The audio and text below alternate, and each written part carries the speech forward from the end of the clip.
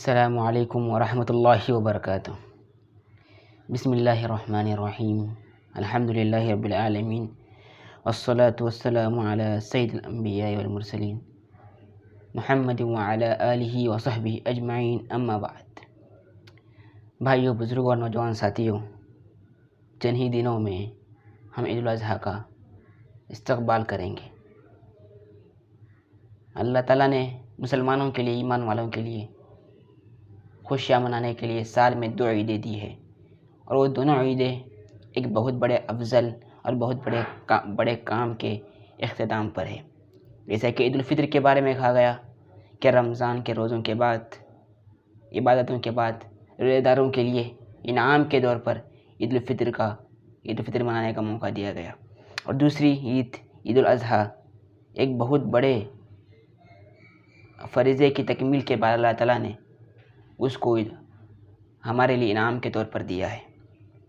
جس مہینے میں، جن ایام میں قربانی کی جاتی ہے، اللہ نے جس کو صاحب استطاعت بنایا ہے، جو اتنی طاقت رکھتا ہے کہ وہ جانور اپنی طرف سے خریداری کر کے قربانی کر سکتا ہے، اس کے لیے قربانی کو واجب کہا گیا۔ اور اللہ تعالیٰ نے اسلام کی حدوں میں رہتے ہوئے خوشیوں کے منانے کی پوری اجازت دے دی ہے۔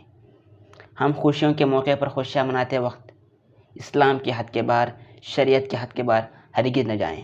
خوشیاں ضرور منائیں، مگر ہم شریعت کے حدود کو پار نہ کریں۔ اپنے کسی ایسے عمل کی وجہ سے اپنے کسی بھائی کو یا اپنے برادران وطن کو ہرگز تکلیف نہ دیں۔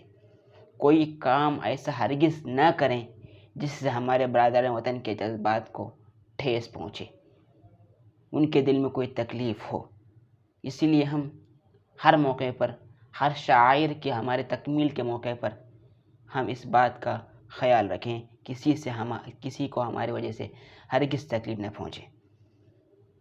قربانی کے مسائل اب اپنے علاقائی علماء کے پاس پوچھ کر معلومات حاصل کریں، مگر میں اتنی بات بتانا ضروری سمجھتا ہوں کہ ہم دکھاوے کے لیے بڑے جانوروں کی قربانی ہرگز نہ کریں۔ قربانی کی تکمیل کے لیے بڑے جانور ہونا ضروری نہیں ہے۔ یہی کافی ہے کہ جانور صحیح سلامت ہو، اس کا کوئی عیب ظاہر نہ ہو، کوئی بیمار نہ ہو، کوئی ایسا عیب نہ ہو، یا ایسے پورا کان کٹا ہوا نہ ہو، یا لنگڑا نہ ہو۔ ایسی چیز اگر ظاہر ہوتی ہے تو قربانی نہیں ہوتی۔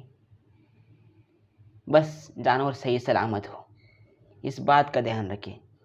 بڑے دکھاوے کے لیے لوگ بڑے جانوروں کو ذبح کر دیتے ہیں، پورا ہوا مچا دیتے ہیں، پورے شہر کے لوگوں کو جمع کرتے ہیں، وہاں تک خبریں پہنچتی ہے، دوسروں کو تکلیف ہوتی ہے، ان کے جذبات کو ٹھیس پہنچتا ہے۔ اسی لیے ہم ایسے ملک میں رہتے ہیں جہاں پر ایسے چیزوں کا خیال رکھنا ضروری ہے۔ بڑے جانور کے لیے جیسے بیل وغیرہ کے لیے 2 سال کا ہونا ضروری ہے، اور بکری وغیرہ کے لیے 1 سال ہونا ضروری ہے۔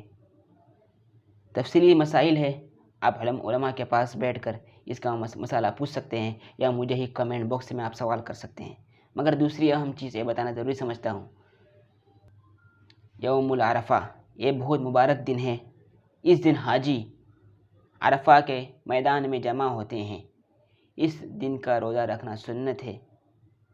جو اس دن کا روزہ رکھتا ہے اس کے پچھلے اور اگلے سال کے پورے صغیرہ گناہ معاف ہوتے ہیں۔ جہاں تک کبیرہ گناہ کا تعلق ہے، وہ بغیر معافی کے، بغیر توبے کے معاف نہیں ہوتے۔ قربانی پورے اخلاص کے ساتھ کی جانی چاہیے، اس لیے کہ اللہ تعالیٰ آپ کا گوشت، آپ کا خون نہیں پہنچتا ہے۔ بس اللہ تعالیٰ آپ کا اخلاص دیکھتا ہے کہ کتنے صحیح جذبے کے ساتھ آپ قربانی کر رہے ہیں۔ اب بیل کی قربانی کیجیے، یا بکرے کی قربانی کیجیے، یا اونٹ کی قربانی کیجیے، شرط یہ ہے کہ آپ کا اخلاص، آپ کی نیت صحیح ہو، آپ کے اندر اخلاص ہو، ورنہ لوگ، اللہ معاف کرے، اللہ سب کو اچھی توفیق دے، بڑے جانوروں کی قربانی کر دیتے ہیں، پورے شہر میں ہوا مچاتے ہیں، دوسروں کو تکلیف ہوتی ہیں، جانوروں کو ادھر سے ادھر گھماتے ہیں، جانوروں کو تکلیف دیتے ہیں۔ ہاں، یہ بھی بات یاد رکھ لیجئے، جانوروں کو بھی تکلیف دینے پر ہمیں عذاب ہے۔ اسی لیے کہا گیا ہے حدیث میں، وَإِذَا ذَبَحْتُمْ فَأَحْسِنُوا الذِّبْحَ، جب تم ذبح کرو تو اچھی طرح ذبح کرو، اس کو زیادہ گھاسو مت، فوراً ایک ہی چاقو میں ذبح کرو۔ اگر زیادہ آپ بغیر دھار والی چاقو سے، بغیر ایسے جس سے کٹ نہیں جاتا، اب ایسے چاقو سے ذبح کریں گے تو جانور کو بیچارے کو تکلیف ہوگی۔ ہم کو اس سے بھی روکا گیا۔ ہم رحمت للعالمین نبی کریم صلی اللہ علیہ وسلم کی امتی ہیں، ہم کو ساری چیز ایک ترتیب سے کرنے کے لیے کہا گیا ہے، اور یہ قربانی حضرت ابراہیم علیہ السلام کی اور حضرت نبی کریم صلی اللہ علیہ وسلم کی دونوں انبیاء کی سنت ہے۔ جب حضرت ابراہیم علیہ السلام نے خواب میں دیکھا کہ وہ اپنے چہیتے بیٹے حضرت سیدنا اسماعیل علیہ السلام کو ذبح کر رہے ہیں، تو فوراً اٹھنے کے بعد حضرت اسماعیل علیہ السلام کی منشا پوچھی، تو حضرت اسماعیل علیہ السلام فوراً راضی ہو گئے اللہ کے حکم پر۔ دیکھیے قربانی کا جذبہ، دیکھیے انبیاء کا، وہ جذبے کو پیدا کرنے کی ضرورت ہے۔ جیسے ہی اپنے بیٹے کو لخت جگر کو ذبح کرنے کے لیے لٹاتے ہیں تو فوراً جنت سے وہاں پر بچڑا لایا جاتا ہے۔ یہ قربانی اصل ہے، جذبات کی قربانی۔ اللہ کو حضرت ابراہیم علیہ السلام کے بیٹے کی قربانی ہرگز مقصود نہیں تھی، امتحان مقصود تھا، وہ جذبہ دیکھنا مقصود تھا۔ وہ جذبہ ہمارے اندر پیدا کرنے کی ضرورت ہے، وہ جذبہ پیدا کرنے کی ضرورت ہے۔ اللہ نے جتنی استطاعت دی ہے آپ قربانی کیجئے، اگر استطاعت نہیں اللہ سے استطاعت مانگیے، آئندہ سال کیجئے۔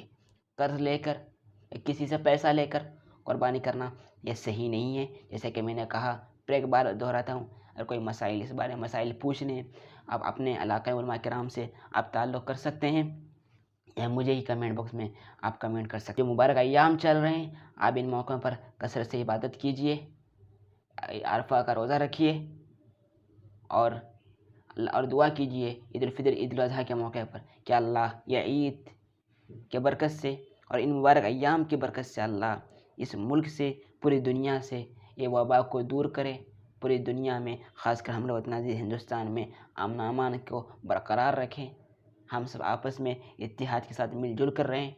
یہ دعا کیجئے، ان مبارک موقعوں پر دعائیں قبول ہوتی ہے، خاص کر عرفہ کا دن، جیسے کہ میں نے کہا بہت بڑا بابرکت دن ہے۔ اس دن کا روزہ رکھیے، اس دن کا روزہ رکھیے، خوشیاں منائیے، اور خاص کر عید الاضحیٰ کے موقع پر، خوشیوں کے موقع پر یہ بات ضرور دھیان میں رکھیے کہ جتنی بھی آپس سے گلے شکوے یا دشمنی ہوں، اللہ کے واسطے مبارک دن کے آنے سے قبل تمام دشمنیوں کو، تمام اس چیز کو، تمام گلے شکووں کو اللہ کے واسطے دور کیجیے۔ موت کا کوئی بھروسہ نہیں ہے۔ آپ صرف دل میں حسد اور بغض رکھ کر زبان سے عید الاضحیٰ کی مبارکباد دیں گے، عید کی مبارکباد دیں گے، ایسا نہیں چلے گا۔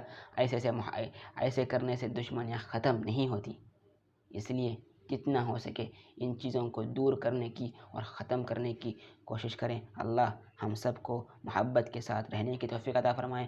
اللہ اس ملک میں امن و امان کو باقی فرمائے، اور ہم سب کو مل کر محبت کے ساتھ پوری قوت کے ساتھ رہنے کی توفیق عطا فرمائے۔